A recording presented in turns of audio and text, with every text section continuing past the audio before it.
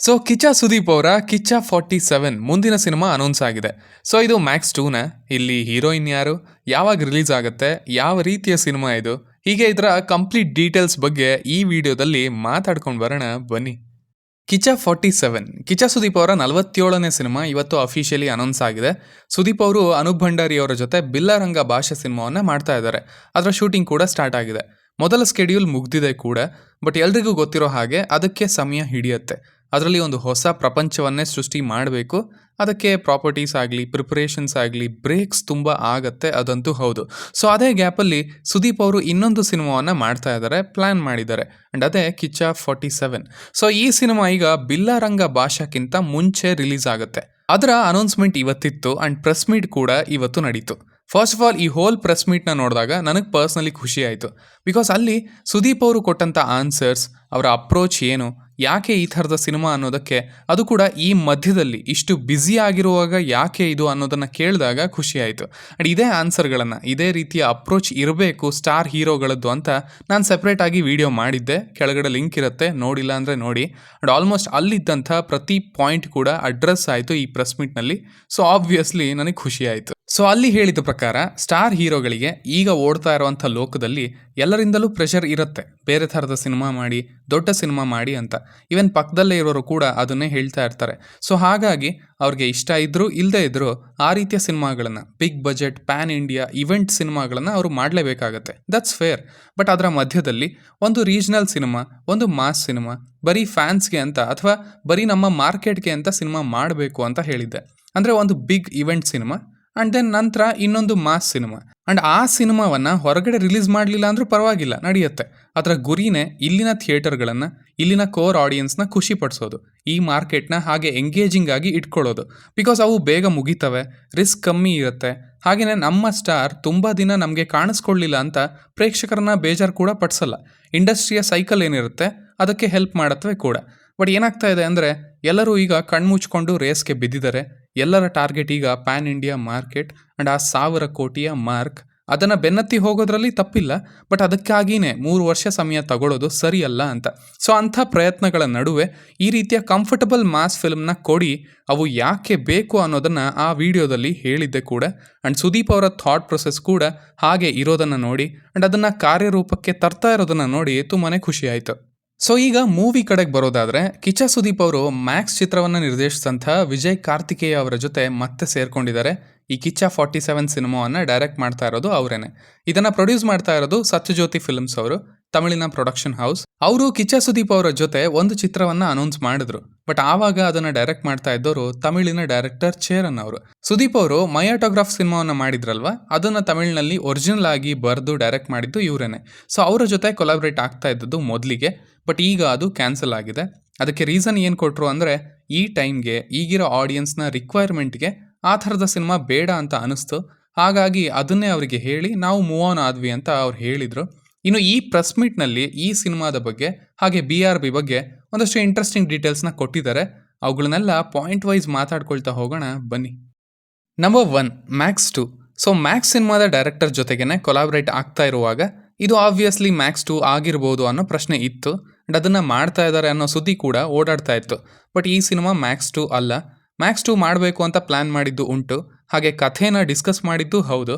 But ಎಲ್ಲೋ ಆ ಕ್ಯಾರೆಕ್ಟರ್ಗೆ ಇಲ್ಲಿರೋದಕ್ಕೆ ಅಷ್ಟು match ಆಗದೆ ಇರೋ ಕಾರಣ ಅದನ್ನು ಸದ್ಯಕ್ಕೆ ಡ್ರಾಪ್ ಮಾಡಿದ್ದಾರೆ. ಸೊ ಇದು ಮ್ಯಾಕ್ಸ್ 2 ಅಲ್ಲ, ಇದು ಬೇರೆ ಸಿನಿಮಾ, ಬೇರೆನೇ ಕಥೆ, ಬೇರೆನೇ ಕ್ಯಾರೆಕ್ಟರ್. Number 2, no heroine. ಇದರಲ್ಲಿ ಮತ್ತೆ ಸಿಕ್ಕಂಥ ಇಂಟ್ರೆಸ್ಟಿಂಗ್ ಡೀಟೇಲ್ ಅಂದರೆ, ಇಲ್ಲೂ ಕೂಡ ಮ್ಯಾಕ್ಸ್ ಸಿನಿಮಾದ ರೀತಿಯೇ ಹೀರೋಯಿನ್ ಇರೋದಿಲ್ಲ ಸುದೀಪ್ ಅವರ ಕ್ಯಾರೆಕ್ಟರ್ಗೆ. ಸಿನಿಮಾದಲ್ಲಿ ಒಂದು ಒಳ್ಳೆ ಫೀಮೇಲ್ ಪಾತ್ರ ಇರುತ್ತಂತೆ, ಬಟ್ ಸುದೀಪ್ ಅವ್ರಿಗೆ ಹೀರೋಯಿನ್ ಆಗಿ ಯಾರೂ ಇರೋದಿಲ್ಲ ಅಂತ ಹೇಳಿದ್ರು. ಇದನ್ನು ಕೇಳಿ ಕೂಡ ಖುಷಿ ಆಯಿತು. ಮೊದಲಿಗೆ ಇದರ ಸ್ಕ್ರಿಪ್ಟಲ್ಲಿ ಹೀರೋಯಿನ್ ಪಾತ್ರ ಇತ್ತಂತೆ, ಬಟ್ ಅದು ಎಕ್ಸ್ಟ್ರಾ ಅನ್ನಿಸ್ತಾ ಇದೆ, ಫೋರ್ಸ್ಟ್ ಅಂತ ಅನ್ನಿಸ್ತಾ ಇದೆ. ಕತೆಗೆ ಏನು ಹೆಲ್ಪ್ ಮಾಡ್ತಾ ಇಲ್ಲ, ಇದ್ರೂ ಒಂದೇ ಇಲ್ಲದೆ ಇದ್ರೂ ಒಂದೇ ಅನ್ನೋ ಥರ ಕಾಣಿಸ್ತಾ ಇದೆ. ಸೊ ಬೇಡ ಬಿಡಿ ಅಂತ ಸುದೀಪ್ ಅವರೇ ತೆಗೆಸಿದ್ದಾರೆ. ಇದೇ ಬೇಕಾಗಿರೋದು ಈಗ. ಒಂದು ಸಿದ್ಧ ಟೆಂಪ್ಲೇಟ್ ಬೇಡ, ಎಕ್ಸ್ಟ್ರಾಸ್ ಎಲ್ಲ ತೆಗೆದು ಒಂದು ಎಂಗೇಜಿಂಗ್ ಆಗಿರೋ, ಇಂಟ್ರೆಸ್ಟಿಂಗ್ ಆಗಿರೋ ಮೂವಿ ಕೊಟ್ಟರೆ ಪ್ರೇಕ್ಷಕರು ಡೆಫಿನೆಟ್ಲಿ ಅದನ್ನು ಇಷ್ಟಪಡ್ತಾರೆ. ಮ್ಯಾಕ್ಸಲ್ಲೂ ಅದೇ ಆಯಿತು. ನಂಬರ್ 3, ಶ್ರೀನಿಧಿ ಶೆಟ್ಟಿ. ಸೊ ಈ ಸತ್ಯಜ್ಯೋತಿ ಹಾಗೆ ಸುದೀಪ್ ಅವರಿಂದ ಮೊದಲು ಅನೌನ್ಸ್ ಆದಂಥ ಸಿನಿಮಾದಲ್ಲಿ ಶ್ರೀನಿಧಿ ಶೆಟ್ಟಿ ಅವರು ಹೀರೋಯಿನ್ ಆಗಿ ಅನೌನ್ಸ್ ಆಗಿದ್ದರು. ಆ್ಯಂಡ್ ಇದರಲ್ಲಿ ಅವ್ರು ಇರ್ತಾರೆ ಅಂತ ಕೇಳಿ ಬರ್ತಿತ್ತು ಕೂಡ ಒಂದು 3 ದಿನದಿಂದ. ಬಟ್ ಮೇಲೆ ಹೇಳಿದ ಹಾಗೆ ಇಲ್ಲಿ ಹೀರೋಯಿನ್ ಇಲ್ಲದ ಕಾರಣ ಅವರು ಕೂಡ ಈ ಪ್ರಾಜೆಕ್ಟ್ನಲ್ಲಿ ಕಾಣಿಸ್ಕೊಳ್ತಾ ಇಲ್ಲ. Number 4, release date. ಸುದೀಪ್ ಅವರು ಇಲ್ಲೇ ಪ್ರೆಸ್ ಮೀಟ್ನಲ್ಲಿ ಒಂದು ಟೆಂಟೇಟಿವ್ ರಿಲೀಸ್ ಡೇಟ್ನ ಕೂಡ ಕೊಟ್ಬಿಟ್ರು ಈ ಸಿನಿಮಾಗೆ. ಸೊ ಅದು ಇದೇ ವರ್ಷ ಮ್ಯಾಕ್ಸ್ ಬಂದ ಹಾಗೇನೆ ಡಿಸೆಂಬರ್ 25ಕ್ಕೆ ಇದೇ ವರ್ಷ ಸಿನಿಮಾ ರಿಲೀಸ್ ಆಗಬೇಕು ಅಂತ ಅಂದ್ಕೊಂಡು ಆ ಪ್ಲ್ಯಾನಿಂಗ್ನ ಆ ಡೇಟ್ನ ತಲೆಯಲ್ಲಿ ಇಟ್ಕೊಂಡು ಸಿನಿಮಾನ ಶುರು ಮಾಡ್ತಾ ಇದ್ದಾರಂತೆ. ಇದೇ ಜುಲೈ 7ಕ್ಕೆ ಸಿನಿಮಾದ ಶೂಟಿಂಗ್ ಸ್ಟಾರ್ಟ್ ಆಗ್ತಾ ಇದೆ ಕೂಡ. ಈ ಪಾಯಿಂಟನ್ನು ಕೂಡ ಮೆನ್ಷನ್ ಮಾಡಿದ್ದೆ. ಫಸ್ಟ್ ಆಫ್ ಆಲ್ ನಮ್ಮ ಪ್ರೇಕ್ಷಕರಿಗೆ ಸಿನಿಮಾಗಳ ಮೇಲೆ ಕನೆಕ್ಷನ್ ಅಥವಾ ಇಂಟ್ರೆಸ್ಟ್ ಹೋಗ್ತಾ ಇರೋದೇ ಅವುಗಳು ಲೇಟ್ ಆಗ್ತಾ ಇರೋದ್ರಿಂದ, ಪೋಸ್ಟ್ಪೋನ್ ಆಗ್ತಾ ಇರೋದ್ರಿಂದ. ಸಿನಿಮಾ ಅನೌನ್ಸ್ ಆದಾಗ ಎಷ್ಟು ಎಕ್ಸೈಟ್ಮೆಂಟ್ ಇರುತ್ತೋ ಅಷ್ಟು ಅದು ರಿಲೀಸ್ ಆಗೋ ಟೈಮ್ನಲ್ಲಿ ಇರೋದಿಲ್ಲ. ಬಿಕಾಸ್ ಅಷ್ಟು ಟೈಮ್ ತಗೊಂಡಿರುತ್ತೆ ಮೂವಿ ಟೀಮ್ ಪೋಸ್ಟ್ಪೋನ್ ಮಾಡ್ಕೊಳ್ತಾ. ಸೊ ಈ ರೀತಿ ಪಟ್ ಅಂತ ಸಿನಿಮಾ ಮುಗಿದ್ರೆ ಆ ಹೈಪ್, ಆ ಎಂಥುಸಿಯಾಸಮ್ ಹಾಗೆ ಉಳಿಯುತ್ತೆ. ಆ್ಯಂಡ್ ಸಿನಿಮಾಗೆ ಓಪನಿಂಗ್ಸ್ ಕೂಡ ಚೆನ್ನಾಗಿ ಬರುತ್ತೆ. ಮೇ ಬಿ ಲೇಟ್ ಆಗ್ಬೋದು, ಎಸ್. ಈಗ ಎಕ್ಕ ಕೂಡ ಹಾಗೆ ಆಯಿತು. ಹೋದ ವರ್ಷ ನವಂಬರ್ ಎಂಡ್ನಲ್ಲಿ ಮುಹೂರ್ತ ಮಾಡಿ ಜೂನ್ 6ಕ್ಕೆ ಬಂದೇ ಬಿಡ್ತೀವಿ ಅಂತ ಅನೌನ್ಸ್ ಮಾಡಿದ್ರು. ಬಟ್ ಅದು ಜುಲೈ 18ಕ್ಕೆ ಬರ್ತಾ ಇದೆ. 1.5 ತಿಂಗಳು ಪೋಸ್ಟ್ಪೋನ್ ಆಯಿತು, ಲೇಟ್ ಆಯಿತು. ಆ್ಯಂಡ್ ದಟ್ಸ್ ಓಕೆ, ಅಷ್ಟಾದರೆ ಓಕೆ ಅಲ್ವಾ. ಬಟ್ ಆ ಸ್ಪೀಡ್ ಅಂತ ಇರೋದು ಮುಖ್ಯ, ಒಂದು ಪ್ಲ್ಯಾನಿಂಗ್ ಅಂತ ಇರೋದು ಮುಖ್ಯ ಅಷ್ಟೇ. ಸೊ ಐ ಹೋಪ್ ಈ ಸಿನಿಮಾದ ಶೂಟಿಂಗ್ಗೆ ಯಾವುದೇ ಅಡೆತಡೆಗಳು ಬರ್ದೇನೆ ಸಿನಿಮಾ ಅದೇ ಡೇಟಿಗೆ ಬರಲಿ ಅಂತ. Number 5, the characterisation. ಇವರು ಅನೌನ್ಸ್ಮೆಂಟ್ಗೆ ಅಂತ ಸಣ್ಣದಾಗಿ ಒಂದು ವಿಡಿಯೋನ ಬಿಟ್ಟಿದ್ದಾರೆ. ಸೊ ಅದನ್ನು ನೋಡಿದರೆ ಇವರು ಮತ್ತೆ ಪೊಲೀಸ್ ಆಗಿ ಕಾಣಿಸ್ಕೊಳ್ತಾ ಇದ್ದಾರೆ ಇಲ್ಲಿ ಅನ್ನೋ ಡೌಟ್ ಬರುತ್ತೆ. ಬಟ್ ಸುದೀಪ್ ಅವರು ಅದಕ್ಕೆ ಅಂಥ ನೀಟಾಗಿ ಏನು ಕ್ಲಾರಿಟಿ ಕೊಡಲಿಲ್ಲ. ಡೈರೆಕ್ಟರ್ ಅವರು ಏನೋ ಒಂದು ಸರ್ಪ್ರೈಸ್ ಎಲಿಮೆಂಟ್ ಇಟ್ಟಿದ್ದಾರೆ ಆ ಪಾತ್ರಕ್ಕೆ, ಸೊ ಅದು ಅಲ್ಲೇ ಇರಲಿ ಬಿಡಿ ಅಂತ ಹೇಳಿ ನಿಲ್ಲಿಸಿದ್ರು. ಇನ್ನು ಈ ಕ್ಯಾರೆಕ್ಟರ್ ಸ್ವಲ್ಪ ನಮಗೆ ವೀರಮದಕರಿಲಿ ಇದ್ದಂಥ ಸತ್ಯರಾಜುನ ಹೋಲತ್ತಂತೆ. ಅಂದರೆ ಮ್ಯಾಕ್ಸಲ್ಲಿ ಅರ್ಜುನ್ ಮಹಾಕ್ಷಯ್ ಸ್ವಲ್ಪ ಸೀರಿಯಸ್ ಕ್ಯಾರೆಕ್ಟರ್, ಬಟ್ ಇಲ್ಲಿ ಹಾಗಲ್ಲ. ಇವನು ಹೆವಿ ಫನ್, ಜಾಲಿಯಾಗಿ ಇರುವಂಥ ಎಂಟರ್ಟೈನಿಂಗ್ ಪಾತ್ರ ಅಂತೆ. ಅದರಲ್ಲಿ ಆ್ಯಕ್ಷನ್ ಕೂಡ ಇರುತ್ತೆ of course. Number 6, the treatment and the plot. ಈ ಸಿನಿಮಾ ಕೂಡ ಮ್ಯಾಕ್ಸ್ ಸಿನಿಮಾದ ರೀತಿಯೇ ಫಾಸ್ಟ್ ಪೇಸ್ ಮೂವಿ ಅಂತೆ. ಆ್ಯಕ್ಚುಲಿ ವಿಜಯ್ ಕಾರ್ತಿಕೇಯ ಅವರು ಆ ಥರನೇ ಬರೆಯೋದು, ಅದರಲ್ಲಿ ಒಂದು ಹಿಡಿತಾ ಇದೆ ಅಂತ ಹೇಳಿದರು ಅವ್ರಿಗೆ. ಮ್ಯಾಕ್ಸ್ ಸಿನಿಮಾ ಆಲ್ಮೋಸ್ಟ್ 12 ಗಂಟೆಗಳಲ್ಲಿ ನಡೆಯುವಂಥದ್ದು, ಆಲ್ಮೋಸ್ಟ್ ಒಂದು ರಾತ್ರಿಯಲ್ಲಿ ನಡೆಯುವಂಥ ಸಿನಿಮಾ. ಬಟ್ ಇದು ಹಾಗಲ್ಲ. ಆದರೆ ಇದಕ್ಕೆ ಡೆಫಿನೆಟ್ಲಿ ಇಂತಿಷ್ಟು ದಿನಗಳಲ್ಲಿ ಅಂತ ಹೇಳ್ಬೋದು, ಸ್ವಲ್ಪ ದಿನಗಳಲ್ಲಿ ನಡೆಯುವಂಥ ಕಥೆ. ಆ್ಯಂಡ್ ಅದೇ ಥರ ಇಲ್ಲೂ ಕೂಡ ಸ್ಕ್ರೀನ್ ಪ್ಲೇ ಫಾಸ್ಟ್ ಆಗಿರುತ್ತೆ ಅಂತ ಹೇಳಿದ್ರು. ಆಲ್ಸೋ ಸಿನಿಮಾ 3 ಲೇಯರ್ನಲ್ಲಿ ನಡೀತಾ ಇರುತ್ತೆ ಅಂತ ಮೆನ್ಷನ್ ಮಾಡಿದ್ರು. ಅದು ಕಥೆಯಲ್ಲ ಅಥವಾ ಸ್ಕ್ರೀನ್ ಪ್ಲೇನಲ್ಲ ಅನ್ನೋದನ್ನು ನಾವು ಸಿನಿಮಾದಲ್ಲೇ ನೋಡಿ ತಿಳ್ಕೊಳ್ಬೇಕು. ನಂಬರ್ 7, BRB, ಬಿಲ್ಲಾ ರಂಗ ಭಾಷಾ. ಅಫ್ಕೋರ್ಸ್ ಮೋಸ್ಟ್ ಎಕ್ಸ್ಪೆಕ್ಟೆಡ್ ಚಿತ್ರ. ಈಗ ಈ ಸಿನಿಮಾ ಬರ್ತಾ ಇದೆ ಅಂದರೆ ಅದು ಕೂಡ ಇಷ್ಟು ಸ್ಪೀಡಾಗಿ ಶೂಟ್ ಮಾಡಬೇಕು ಅಂತ ಅಂದ್ಕೊಳ್ತಾ ಇದ್ದಾರೆ ಅಂದರೆ BRB ಕಥೆ ಏನಾಗುತ್ತೆ, ಅದನ್ನು ಪಾಸ್ ಮಾಡ್ತಾರಾ, ಅದು ಸರಿನಾ ಅನ್ನೋ ಕ್ವಶನ್ಸ್ ಮೂಡುತ್ತೆ. ಬಟ್ ಅದಕ್ಕೆ ಕೂಡ ಉತ್ತರ ಕೊಟ್ಟರು ಸುದೀಪ್ ಅವರು. ಬಿಲ್ಲರಂಗ ಭಾಷಾ ಸಿನಿಮಾದ ಸ್ಕೆಡ್ಯೂಲ್ಗಳ ಮಧ್ಯೆ ಒಂದಷ್ಟು ಗ್ಯಾಪ್ ಅಂತ ಕೊಡಬೇಕಾಗತ್ತೆ because of the preparation. So ಆ ಗ್ಯಾಪನ್ನೇ ಪ್ರಾಬಬ್ಲಿ 20 ದಿನ ಇತ್ತು ಅಂದರೆ ಅದನ್ನು 30 ದಿನ ಮಾಡಿಕೊಂಡು ಆ ಗ್ಯಾಪಲ್ಲಿ ಕಿಚ್ಚ 47 ಶೂಟಿಂಗ್ನಲ್ಲಿ ಭಾಗಿ ಆಗ್ತಾರಂತೆ ಸುದೀಪ್ ಅವರು. ಸೊ BRB ಟೀಮ್ ಪ್ರಿಪೇರ್ ಆಗ್ತಾ ಇರಬೇಕಾದ್ರೆ ನೆಕ್ಸ್ಟ್ ಸ್ಕೆಡ್ಯೂಲ್ಗೆ ಆ್ಯಕ್ಟರ್ಸ್ಗೆ ಏನು ಫ್ರೀ ಟೈಮ್ ಅಂತ ಸಿಗ್ತಾ ಇರುತ್ತೆ, ಅದನ್ನು ಇನ್ನೊಂದು ಚೂರು ಎಕ್ಸ್ಟೆಂಡ್ ಮಾಡಿಕೊಂಡು ಆ ಮಧ್ಯದಲ್ಲಿ ಇನ್ನೊಂದು ಸಿನಿಮಾವನ್ನು ಮಾಡ್ತಾ ಇದ್ದಾರೆ ಸುದೀಪ್ ಅವರು. ಡೆಫಿನೆಟ್ಲಿ ಈ ಪ್ಲ್ಯಾನಿಂಗ್ ಇಷ್ಟ ಆಯಿತು. ಇದನ್ನು ಪ್ರಭಾಸ್ ಅವರು ಮಾಡ್ತಾ ಇದ್ದಾರೆ, ಒಂದು ಒಳ್ಳೆ ಡಿಸಿಷನ್. ಸೊ BRBಗೆ ಒಂದಷ್ಟು ದಿನಗಳು ಅಂತ ಅಫೆಕ್ಟ್ ಆಗುತ್ತೆ, ಅದು ಮುಂದೆ ಹೋಗುತ್ತೆ. ಬಿಟ್ಟರೆ ಅಂತ ಮೇಜರ್ ಡಿಲೇ ಏನೂ ಆಗ್ತಾ ಇಲ್ಲ ಇದರಿಂದ. ಆಲ್ಸೋ ಸುದೀಪ್ ಅವರು 18 ತಿಂಗಳಿನಲ್ಲಿ ಅಂದರೆ 1.5 ವರ್ಷಕ್ಕೆ 2 ಸಿನಿಮಾಗಳನ್ನು ಕೊಡ್ತೀನಿ ಅಂತ ಒಂದು ಹೇಳಿಕೆಯನ್ನು ಕೊಟ್ಟಿದ್ರು.